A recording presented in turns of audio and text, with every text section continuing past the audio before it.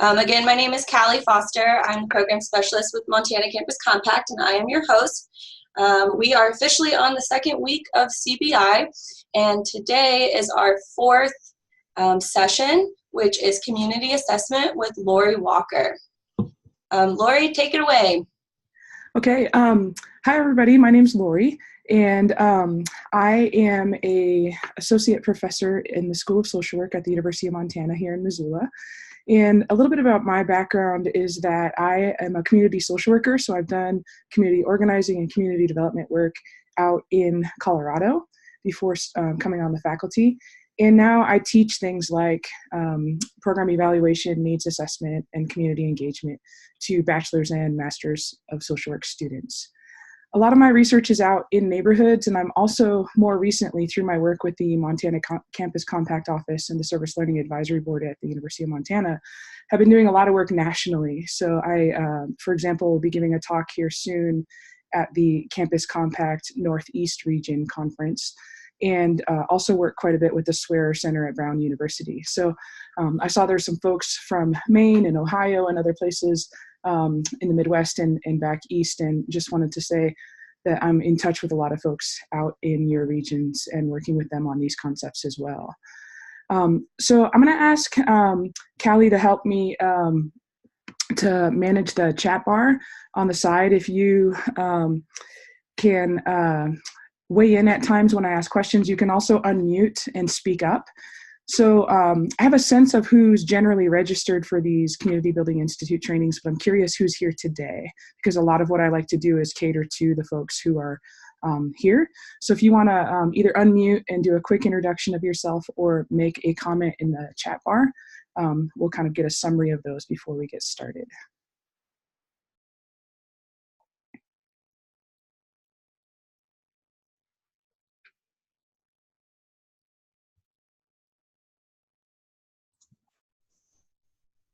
It looks like we have Heidi with the Office of Student Engagement at MSU Bozeman.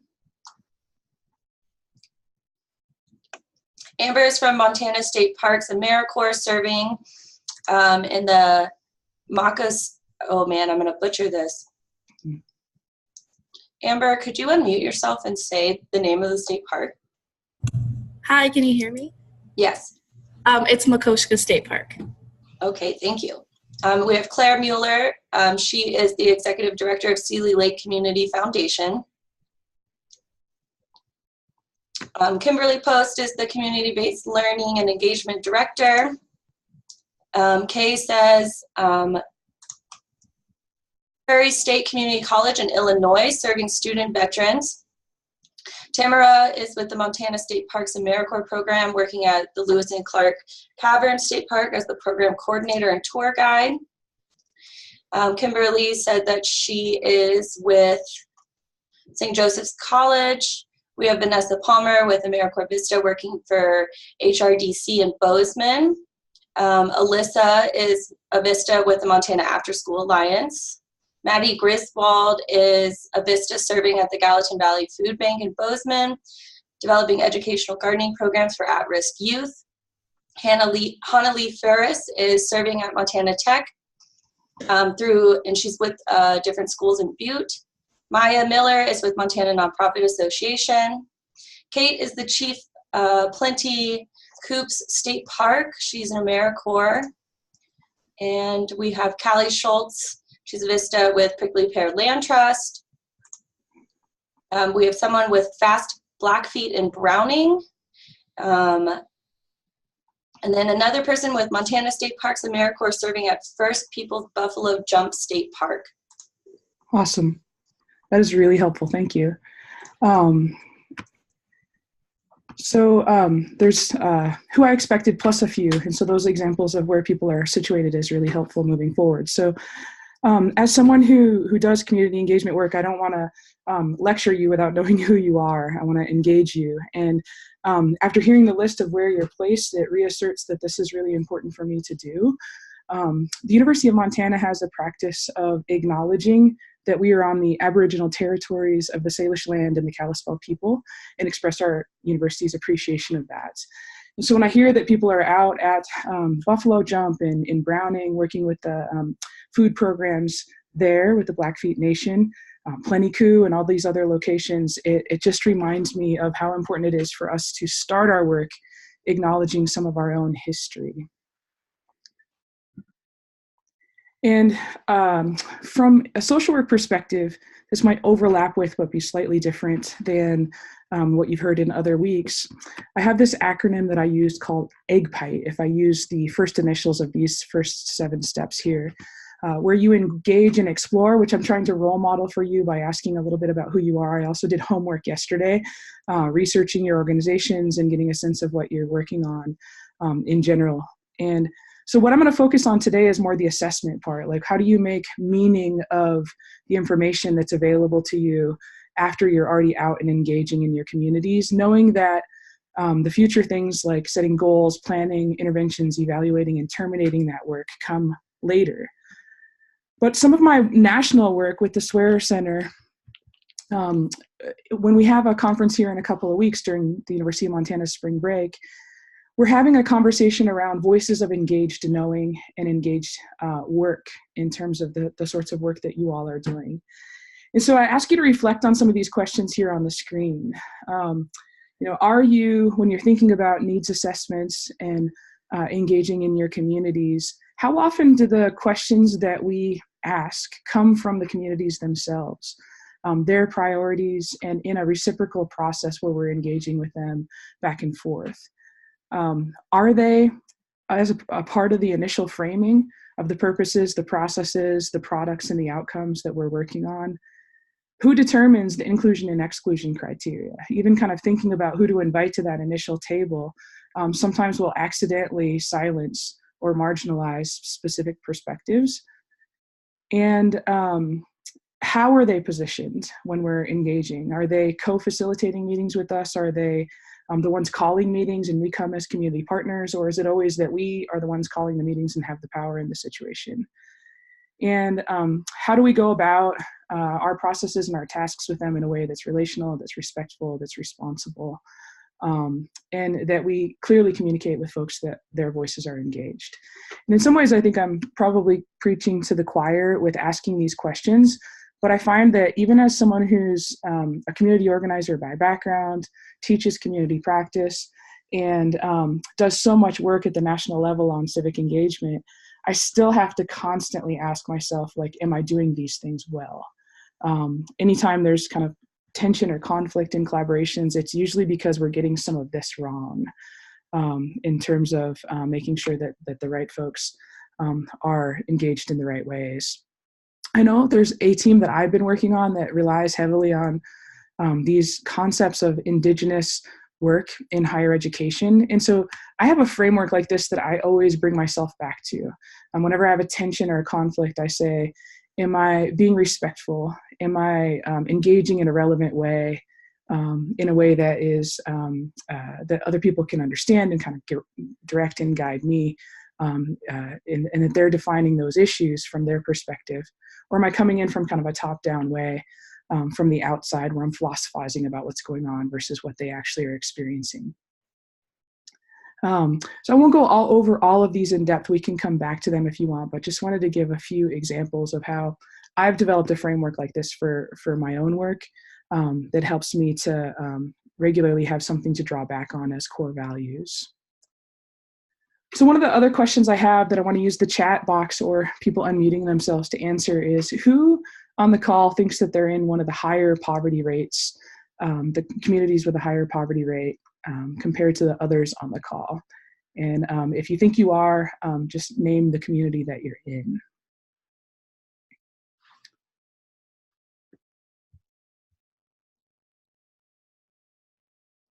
And once we have a summary of that, go ahead and let me know.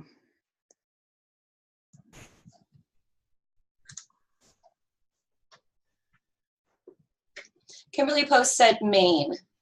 Okay. There's one guess that it's Maine. Browning. Okay.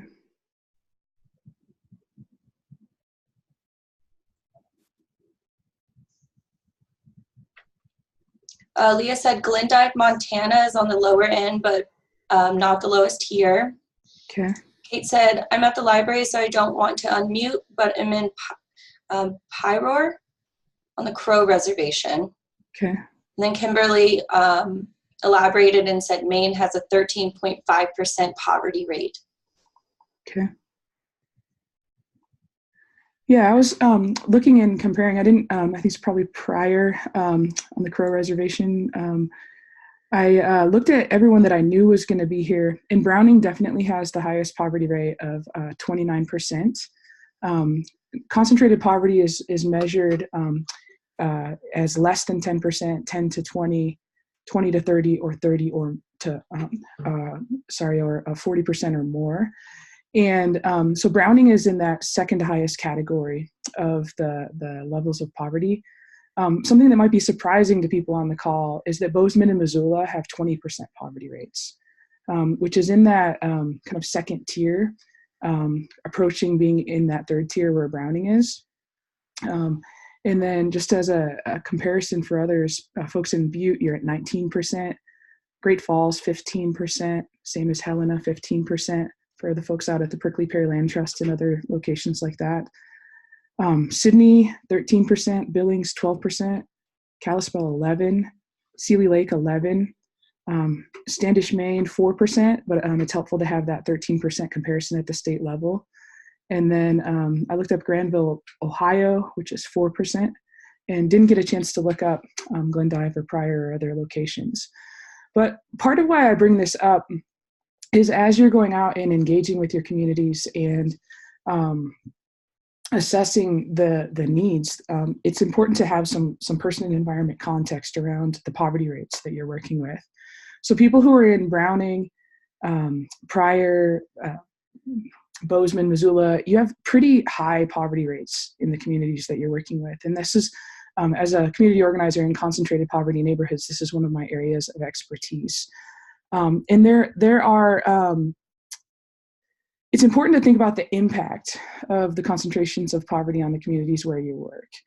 And since we're not having a conversation as much, I won't pause and wait for additional comments on this, but I will say that from my work that I've done in neighborhoods, when you have concentrations of poverty over 15, 20%, you will see impacts on the outcomes for children in schools, people's health, mental health, social things like how close they are to their neighbors or the sense of community they might have in the neighborhood, as well as employment disparities. But how we go about understanding and giving meaning to these statistics is what really matters and what I've spent my work in my career doing. So if I just look at the academic literature and I see that Browning has a 29% poverty rate, and I think about what I know the known outcomes are with those levels of poverty, I'm going to, according to my students that I've had from Browning, I might accidentally microaggress on that community and kind of summarize their whole community just based on that poverty rate. But the students I've had in my classes will push back and say there's so much more to us than those stats. There's also a worldview around whether we buy into the capitalistic system and have the same goals around income and earning versus community values and giving back to the community and remaining in the community to stay connected to culture and serve. And so a lot of the work that I've done has been trying to undo everything I've been taught in an academic setting around what structural disadvantage means. And I've done a lot of work out assessing what's going on with communities where they help me understand things from an assets-based perspective and help me understand their own stories of resilience, which is some of what I want to talk with you all about today. So there's really important things that we need to think about in terms of the local context and the meaning. And I'll give you an example from my work currently. I've been working with the ACLU, who's about to launch some reports on the school to prison pipeline nationally. And, we can go in and we can run all the stats that are available in terms of secondary data that we can download from websites. But what we're finding is that if we're working with African-American communities on the East Coast or Native Americans in Montana, that there's often, when we frame it just with the secondary data, there's a missing on-the-ground story in context about what's going on. And so the reports that we first draft just using that statistical data, it's just kind of hollow. It names that there are some problems, but it doesn't necessarily get deeply into why, or what does this mean, or where do we go from here, or where do we get started with the communities. And I've been reading books like this one I have on the screen here on the left, Indigenous Statistics, that help me understand, as someone who uses a lot of statistics and data analysis, in addition to the open-ended interviews with folks on the ground, that how we frame things, even in terms of the statistics that we pick and the way that we spin those statistics, is really important. And before I go on here, some of what I want to talk about next is top-down explanations and understandings versus bottom-up understandings. And that based on the agencies that I believe you all are situated within from my research yesterday, I have a sense that of the different community intervention types, that most of you are situated in what I would call a social planning or a community development context. And so just wanted to take a little bit of time to explain those two community interventions. So, those of you who are out at the governor's office or working for a city or a county or other government agency, which I would include the state parks, are probably in a social planning context where you're trying to tackle complex problems, manage public land, solve issues like hunger, other food issues like helping people garden. And even in Sealy Lake, I was looking up the Community Foundation and doing my best to understand that context. It sounds like there's not a government intervention that's doing some of the work that you step in and handle on a community development level, which I'll get to in a second. But with social planning, we are looking at complex problems. We have this really top-down rational decision-making process where we often rely on experts I always tell my students, in a suit and tie, who are often in an office far from the problem, working on issues like homelessness or that sort of thing, that requires being relational and having political skills. However, a lot of times the things that we come up with, all the research that we do, might end up in a binder up on a shelf. We often don't execute what we do research because things are so complicated and require buy-in from a government agency to kind of choose to intervene. And but when we do implement these changes, things like addressing homelessness at a city level, or working on issues like any number of issues that you might think about, like hunger, we can do a very top-down, deliberate, changed process and allocate resources to do that work, and be really effective when we do that work well. Community development, on the other hand, is much more of the more the merrier. Let's get everyone we can to the table, build a sense of community and cooperation and consensus, where we basically have a process where people come together knowing that the process might be slow. And for those of you who are AmeriCorps Vistas out there for a year or two, you might be kind of doing a lot of that relational work, knowing that the product and the things that you're working on might not come to fruition in terms of outcomes until often years later. But that you know that it's the right way to go about things in terms of being relational and connected and building those long-term relationships. And so, when I look at different organizations like NeighborWorks Montana, the Sealy Lake Community Foundation, the Conservation Corps, or other work like the Prickly Pear Land Trust, Fast Blackfeet, etc., I'd say you were all probably pretty firmly rooted in this community development and locality development intervention. And so when part of why it's good to know which type of community intervention you're involved with is if you're in a social planning agency, often a government office, you can use the power you already have to try to work towards solutions. And if you're in a community or a locality development kind of setting, it's more about creating power, like you, through your work, bringing people together around a table to try to have the power and the assets collectively to try to address that issue. So getting into concrete tools and things that you can use to explore and then eventually assess what's going on in your communities. Some of what you can do is asset map. So the picture I have on the left, talking about local institutions, citizens, and gifts of individuals. The core of community development assumes that individuals and communities have assets, gifts, and talents that they can share. And that often when we're relying on social planning agencies or government agencies, there ends up being this gap where the what we call the meso level organizations, the local institutions, often don't have a role or a place to step in to try to work on those problems.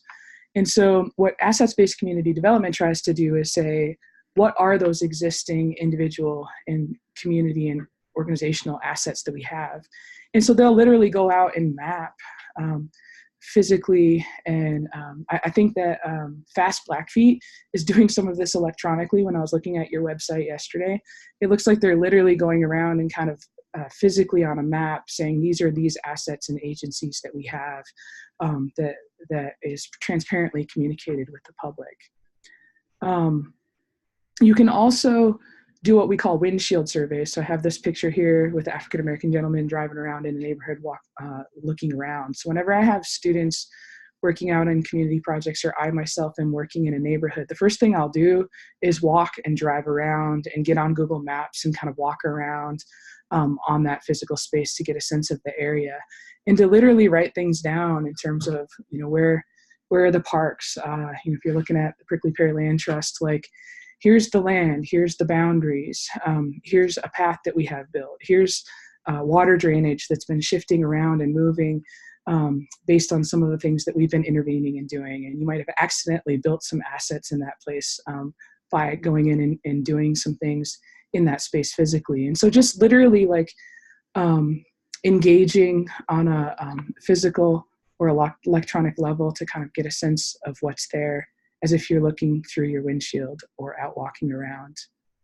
You can also do interviews or use techniques like photo voice. This picture I have here on the bottom right. And part of why I picked this picture is because we've got a youth, like the folks that you're wanting to do with your gardening programs at the food bank, with a camera in their hand that has the power to frame and control how things are talked about. And there's techniques and curriculums and processes to go about using these kind of techniques if you're not familiar with them. And you can see that that child or youth is taking a picture of what looks like a family or community member who's also smiling and engaged and happy. And that's a really different way of framing the issues than if I come in from a top-down, distant kind of perspective and maybe just look at some statistics and spin things from that angle. And then I also have secondary data here, including this map where, like a GIS map, Geographic Information System map, that has data placed on a map. As an example of some of these kind of different resources that we might be able to pull. So there's existing data out there that we can rely on. Census data, which I think is a future topic of the Community Building Institute. A lot of people rely on the Annie E. Casey Foundation Kids Count data, especially. I know we are with our ACLU project. There's federal and local statistics, people that have to report data. And I was looking at, someone was placed out at the Prevention Resource Council. And there's a couple of great websites, even for those of you in national settings, for national data on prevention, state level data. It went down to the county level and other levels. If you just look up Prevention Resource Council Montana and click around on their websites, you'll get to these resources here where you can access the same sorts of data that we're using with the ACLU.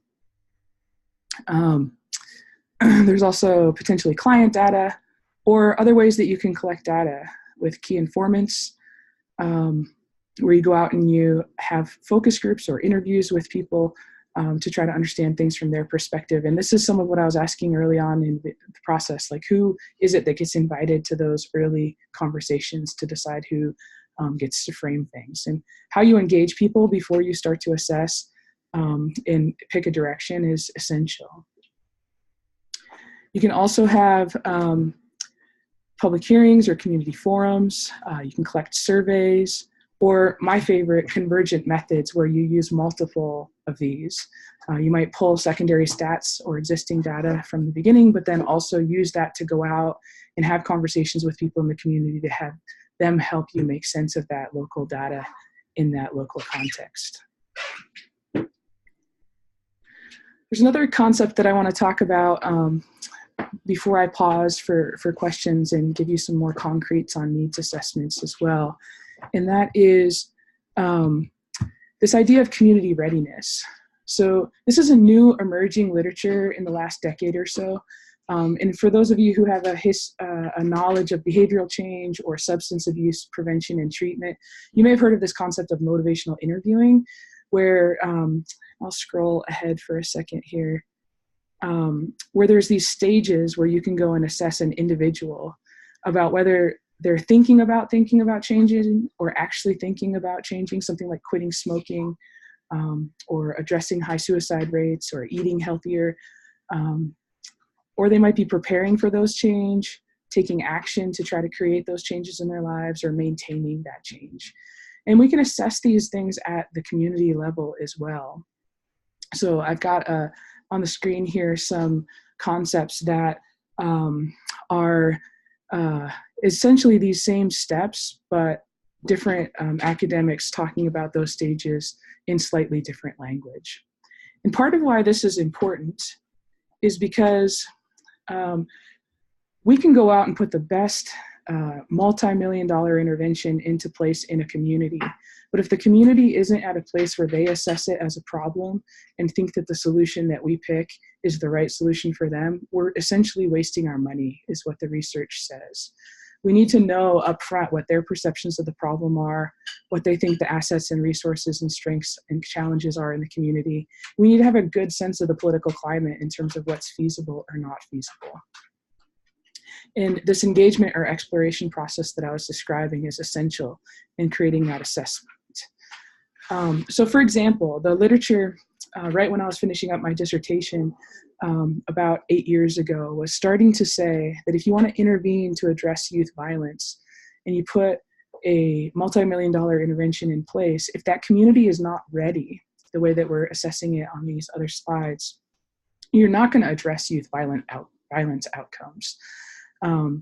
And it's because all of these things are, like, you can't leave the community out of the process. You have to take into account the social relationships, their understanding of the problem, building consensus around defining the issues and problems, researching those evidence-based solutions, and implementing and sustaining those over time.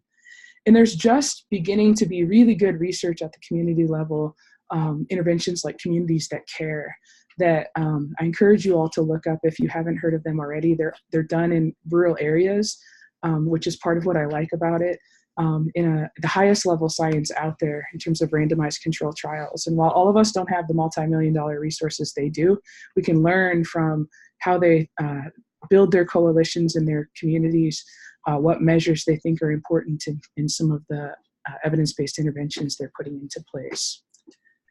And then just wanted to mention on community readiness that we can look at these on the individual, organizational, and community level. So we're used to looking at someone and whether they're ready to quit smoking, or maybe assessing our organization to try to determine if we are ready for a certain intervention. But this community level assessment at this high level of science is a new thing that can inform our day-to-day practices.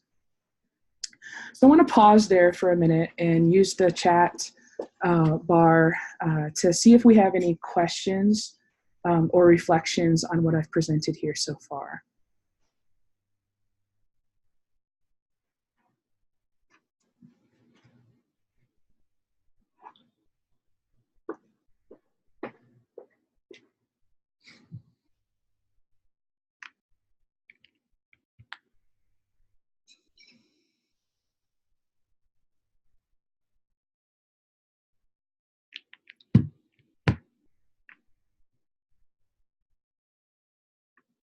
Are you able to give me a summary of what folks are typing? I can't manage everything. Yeah, it doesn't look like anything has come in yet. Okay. I do have a question about a previous slide of your, where they called convergent methods. Yeah.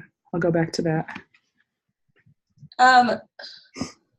When you say one means and synthesize results, do you ever find that you are replicating results, or do these methods like come at different times during your assessment? So it's not necessarily replicating as much as kind of looking at it from a different angle, I think. So for example, with the ACLU report we're putting together now, we've got all this national data that that we can use to understand discipline and attendance and students with disabilities and all of these different things in school systems. But often that quantitative summary with statistics of what's going on doesn't paint the picture of what's actually happening, say, in a school in Montana. We have a really different structure here around social workers versus counselors. We have private companies that get hired to come in and do social work roles. In places like Colorado, social workers were on the school payroll. And it's just a really different structure that someone can't look at the secondary data and understand from another state. And unless you're out in those schools and working in those schools, you don't know how things are physically structured. And then you don't know the experience of that worker in that school working with those kids either. And so doing the on the ground kind of interviews or focus groups with people, then I'm able to go in theory, and I've done this with my students that I'm working with, so I already have this on the ground knowledge just from doing supervision work with them. It's more of a painting a picture of how does that play out. So we have these outcomes, these stats, these disparities in these schools in these ways. But what does it actually feel like and look like, and why is it happening that way, is what that open-ended interview or focus group can get you. And so it's more of a, okay, here's the trend, here's the problem, but why? Like, how do we even begin to understand where to start or what to do about it until we hear from someone on the ground with that knowledge about what's going on?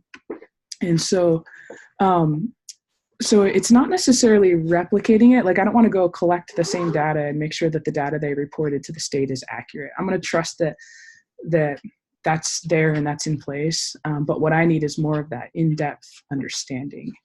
And that's what I can use my relational skills to develop. Does that make sense? Yes, thank you. Okay. We did have one more question come in from Kay. It said, I just wonder whether VISTA programs are generally initiated by a community organization or AmeriCorps. I guess I can answer that question, but Kay, if you have more questions or would like more information, you can contact me after this session, but it's a little bit of both.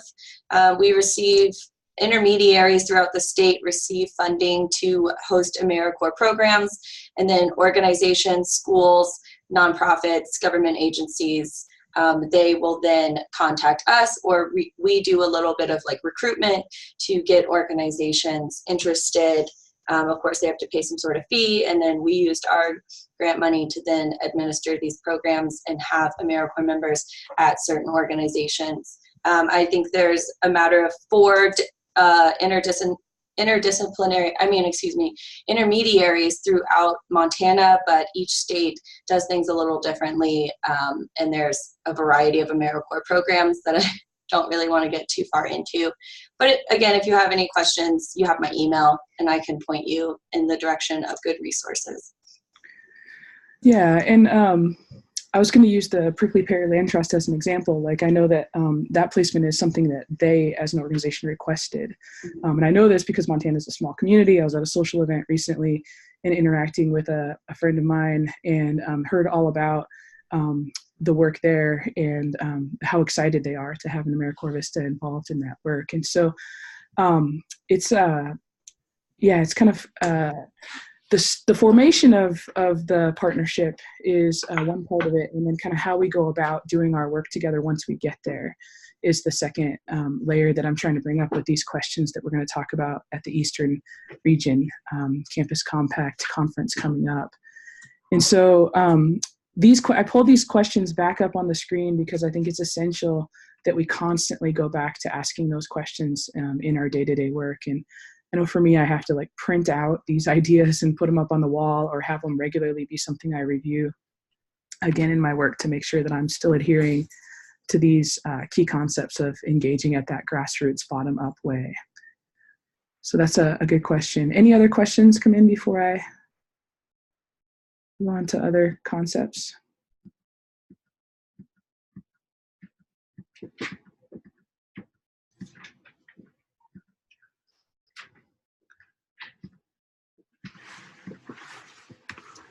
All right, sounds like no other questions.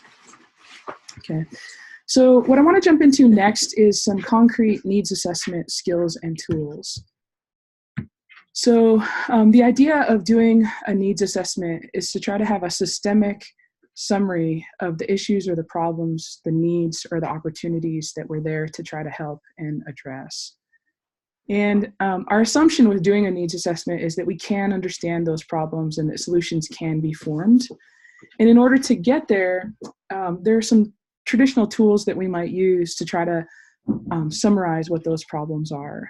So we might, for example, talk about the demand, the services that are available versus what people need.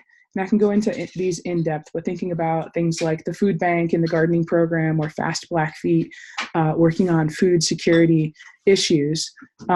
If there's hunger in the community and there are needs there that aren't being met, then there might be a gap in services that our work can come in and document and say, this is why we're here, and use that to then apply for grants and to do other work to try to meet those unmet needs.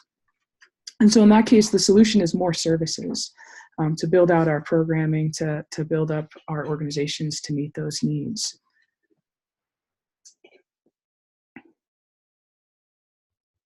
So we can use our needs assessment to try to design our services.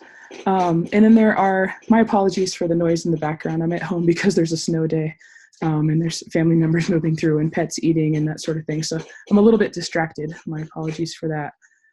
The purpose of that assessment that we're doing is, it could be broadly defined as planning, or developing a proposal, or trying to figure out how to allocate resources. And we can come back to these details a little bit later on if you want to, but wanted to just give you those broad categories. And then when we're talking about who to have at the tables, I also have a slide here talking about who are stakeholders, and as comprehensive of a list as possible of brainstorming those. So some of you in the webinar are funders. Some of you are administrators. Some of you work in political offices or provide services. And there are maybe other programs or organizations in the community that refer services to you, or are those other assets in the community we were talking about before with the assets mapping. Businesses are a huge asset. I know in Missoula, whenever I'm working with my students to help them become familiar with how to go about the work that you all are already doing, I remind them that the small businesses, the corporate businesses that we have in our community are often a huge asset they can rely on, who are often the ones who put the money down to get those projects up and running.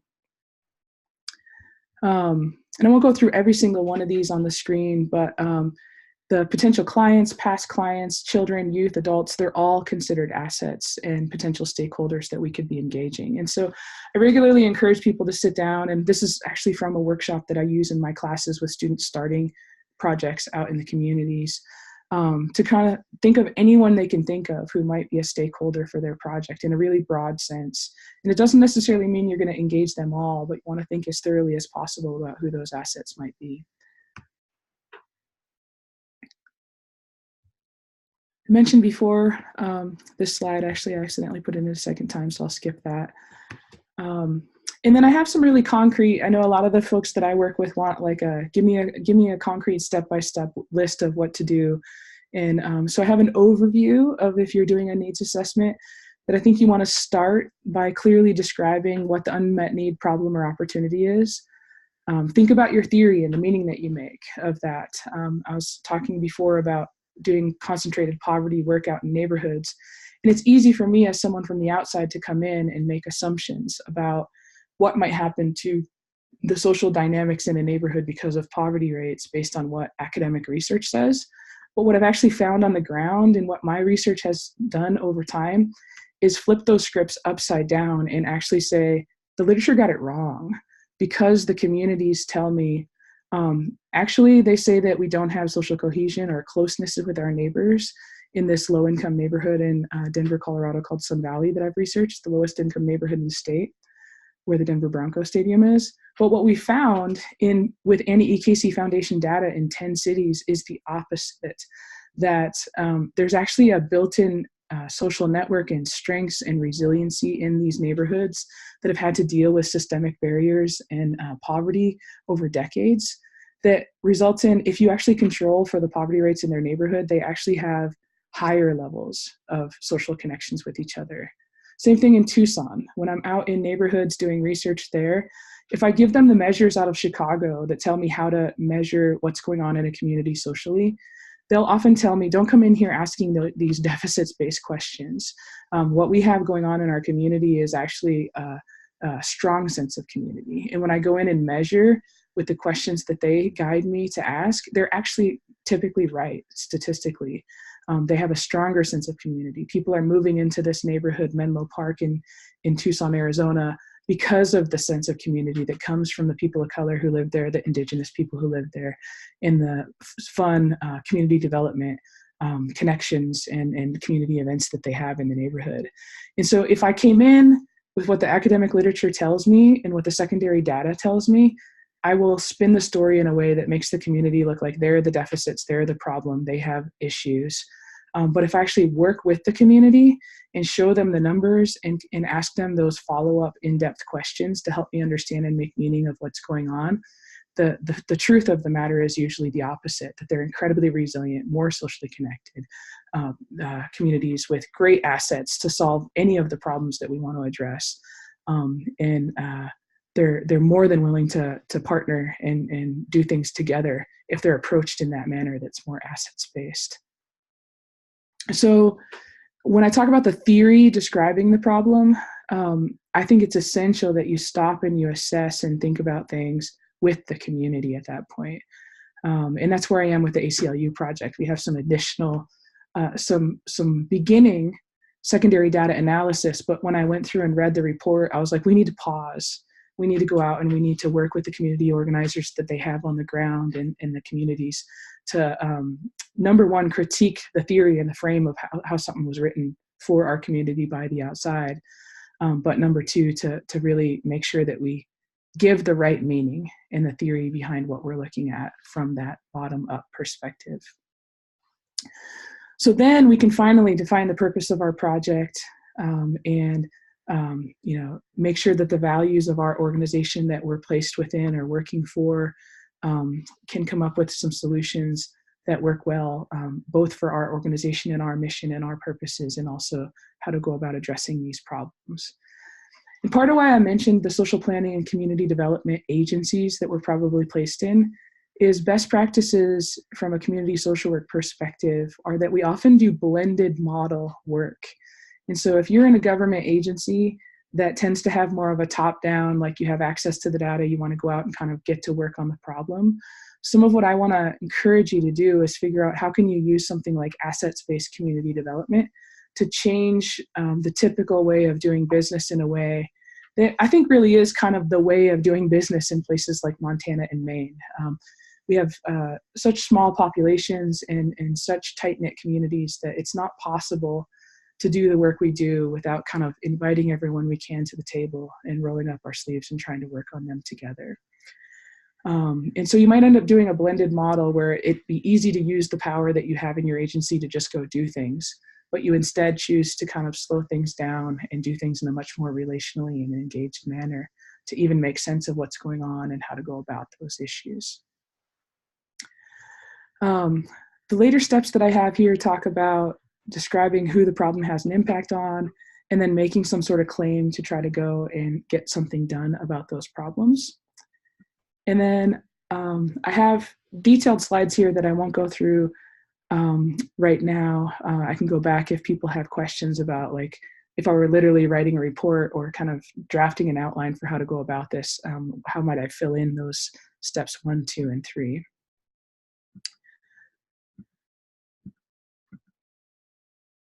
I wanted to share just a couple more resources, and then I'll open it up for more questions and dialogue.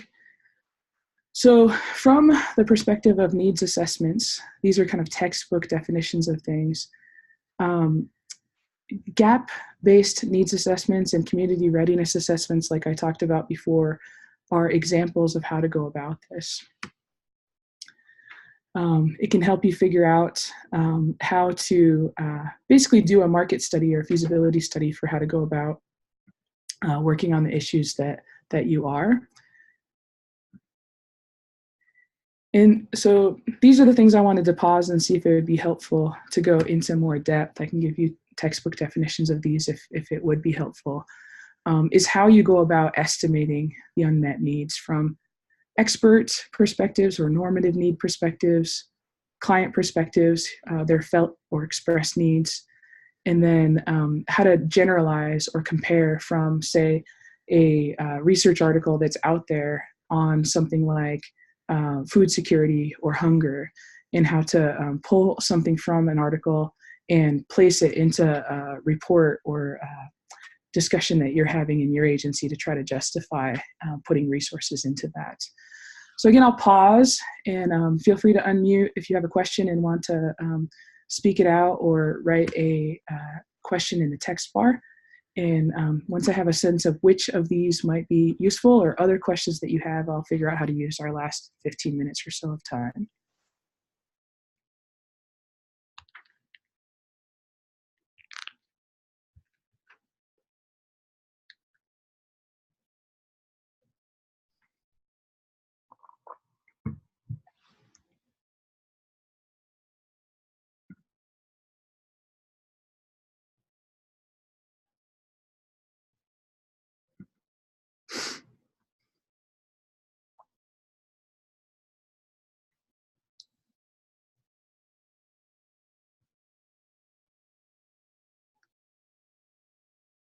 All right, anything coming in on the chat box?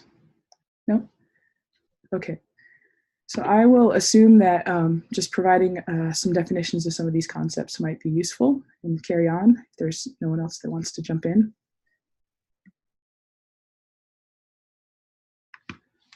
So first of all, with a normative need, there's a expert perspective. And this is an example like the ACLU report where they're about to release facts and figures about discipline rates in schools across the whole country. And so they get a hold of that information that's collected in a uniform way everywhere and kind of articulate where Montana or Maine or Ohio or Illinois or other places compare with other places on those school discipline issues. So sometimes it requires someone else with the statistical skills to go in and access the data and summarize it for us. But like I mentioned with that resource at the state level here in Montana, some of that we just need to know what websites to go to try to find that information that someone else has already spun for us. And we can cite, here's where things stand in Illinois compared to the rest of the country, or in Maine or Montana or wherever we might be. So it's an expert top-down perspective. And many of your government agencies might already have those perspectives or that data within your own offices. You also can look at felt needs, which would be from a client's perspective. So if someone says, I need access to an affordable store, which the Sun Valley neighborhood in Denver used to say they needed for groceries, and then they would talk with me about what they need in that store. So me as a middle-class person, I'd prefer to go to a local grocery store. I'm probably going to try to buy organic produce and that sort of thing. But what I heard from the folks that I'm working with out in Sun Valley, they're saying what I need is a place that's close, accepts my supplemental nutrition assistance program without judgment. I want to be able to go to the cashier and not have it be a big ordeal. And I need to be able to get there on public transportation because I don't have a car or be able to walk to that store, which is why food deserts are such a big issue. And so in the end, when I'm out talking to the neighborhood about the kind of store they want, what they want is a Walmart. It goes against all of my own personal values. It's not where I choose to shop. But there's a clear felt need from their perspective that that's what they need. And therefore, as a community social worker working with them, I did my best to try to help them advocate for themselves and ask for what they need. So the felt need being, their perspective, that on the ground kind of knowledge that you're talking about, what it feels like to be at a counter using your SNAP card, taking a bus out, taking a taxi back from the store, those sorts of stories that they tell. Then we know what stats to pull from the previous slide, that 2 out of 3 people in this neighborhood don't have a car. And that's an essential factor to consider when figuring out how to get them access to local grocery stores. They also have they have a community garden in their neighborhood, and programs like Missoula, where you can go and actually purchase fresh food and produce from the youth growing that food in the neighborhood, using SNAP benefits and other tools like we have here. So felt need is that bottom-up perspective from the clients or participants. Or an expressed need might be from a client perspective, them saying, we want this program or this service, or we have applied for but don't have access to. So you can use the data in your own agencies to say, maybe people are on a wait list, or they don't qualify but say that they want to be a part of the program, or don't know how to apply for something. And so you can keep track of all those interactions coming into your office, and try to listen for patterns and different ways that people are expressing those needs. So an example would be in Denver when I was driving around in taxis going out to the airport or other places. A lot of times the people driving my taxi would be Somali. And I would have these great after-school programs I was working in certain public housing neighborhoods. And when they'd hear what I did for a living, they would get really excited about it. But because they didn't live in the certain neighborhoods where the programs were, they ended up not having access to them. But just them expressing, oh, my child could use help with their homework. They could use a place to come and grab a healthy snack after school. That in and of itself, their expression of that need can justify expanding that programming into other areas or other neighborhoods. So them expressing that need. This idea of a comparative need, I mentioned briefly before, is if I am out in a public housing neighborhood in Denver and I hear from someone in Sun Valley that they have a certain need around a grocery store, I can probably assume that those same needs might be the same across the highway in a similar low-income neighborhood called South Lincoln. Or I can pull statistics, like if I'm reading an article on food deserts and hunger, I can probably assume that if I'm reading a study in a rural area and I'm in a rural area myself, that there might be a comparable or similar need in the community that I'm in. And so I can access that peer-reviewed article or that report that someone posted on a website and just kind of think about whether that might be generalizable to the area where I am. So some of what I was doing when I was getting to know y'all's communities yesterday is getting a sense of how many people are there. A lot of you are in communities where there's about 6,000 people. And so if I want to do a comparative needs summary on something like hunger or access to food, I'm going to want to look at literature that's out there and cite that for communities that are small like that too. I'm using urban examples in a lot of the examples I'm giving. But if I'm out in a really rural area, I'm going to try to find really rural research to compare to. And places like Maine and Montana often do, from my experience when I'm at national events, have things in common with each other in terms of what our communities' demographics are and kind of the way things work. And so kind of learning to kind of get a sense of what is a good comparison. How is the place I'm working similar to other places who maybe already published a report on this? And then just kind of saying we could expect a comparable need in our community based on that other report that someone else put out.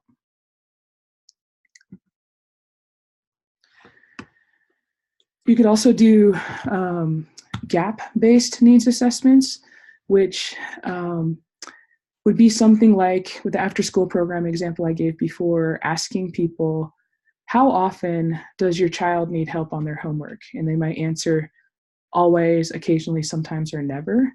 And then you can ask them a follow-up question like, how often does your child actually get help on their homework?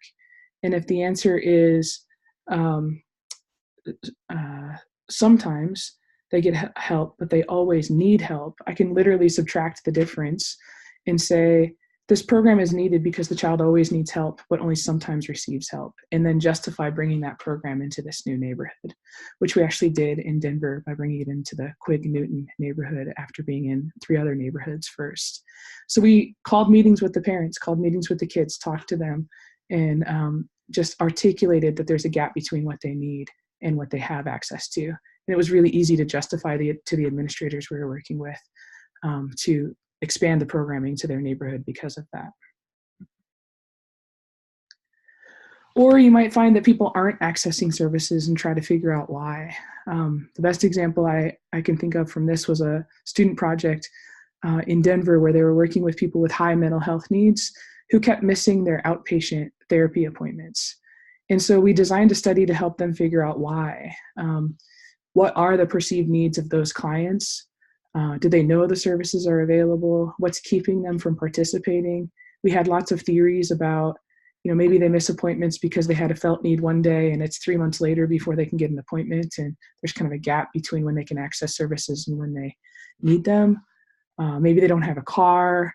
Maybe they don't have a phone or email. I know in the neighborhood work that I do, people turn their phones on and off and don't have access to them always for financial reasons. And so they may have had a phone and a number when they set the appointment up, but by the time it's time to get there, they might not be getting the reminder calls because of issues related to poverty.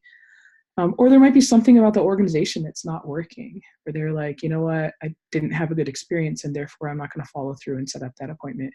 And I don't want to call and cancel because it also was not a good experience to be on the phone with them. So the fact that people aren't showing up for services in and of itself can be data that we can collect, and we can ask them directly when we get a chance, why is that? Like what's not working for you, without getting defensive, just trying to understand why they're not accessing those services.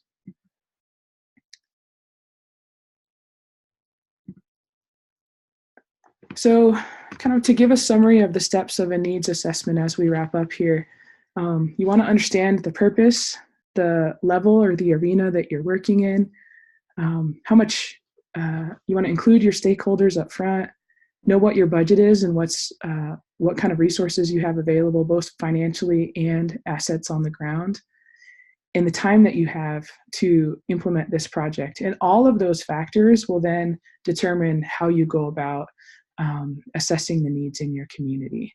You may need to make a really fast decision because there's a grant application due tomorrow, and you just have to pull the best comparative needs stats that you can and the existing data that you have and talk about the engagement you already have in place. Or you might be able to develop, as I'm dreaming up right now with the ACLU, a full-blown, let's get out on the ground and supplement the secondary data that we have with a understanding out there in the community, and be very targeted about which communities and which stakeholders we engage with based on where we think the need is the greatest, and we have good existing relationships in place. And then you can kind of go through the process of eventually figuring out what information you need to gather, what already exists or can be acquired, what methods you want to go about, and eventually develop a report and disseminate those results. But I think the most essential parts are that engagement, exploration, and assessment, and the meaning that we make of things and the relationships that we build that will guide the direction of that project moving forward in terms of assessing that need. That's essentially what we have time for today. If you do have any questions or want to follow up with me, my email is laurie.walker, laurie.walker @umontana, umontana.edu. And I'm happy to field individual questions or set up appointments with you to support your work or answer any follow-up questions that might be specific to your work as it would be useful.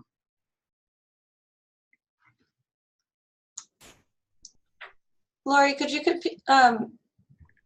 you say your email again? Could you repeat it? Yeah, it's Laurie, Laurie .walker, WALKER, at umontana.edu, which is UMONTANA.edu. Great. I entered it in the chat box. Cool. Thank you. All right. I'm happy to stick around for a couple minutes if anybody has any individual questions or anything, but I think that's what we have time for today. Yeah, I think so. Thanks again, Laurie, for being here with us. I really appreciate you facilitating today's session. And for those of you that have not done so already, please enter your name in the chat box for attendance, and look for an email from me later today with a recap of this session and a evaluation. All right. Have a great day, everyone. I'll see you tomorrow at 11 a.m. Mountain Time. Thanks, Laurie. Bye.